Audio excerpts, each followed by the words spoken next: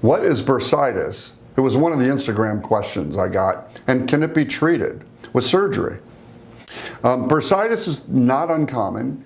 It's usually people are referring to the bursae, which is where two membranes glide over one another, and they're usually on your hip pointers, right over your, what we call the greater trochanter. Anyway, if you feel your hip bone poking out on the sides, that's the spot. And there are bursae that go over that. It can get very inflamed and be very painful. Now, I honestly have never had to operate on anybody for bursitis and remove the bursae. I don't even know a patient that's had that done.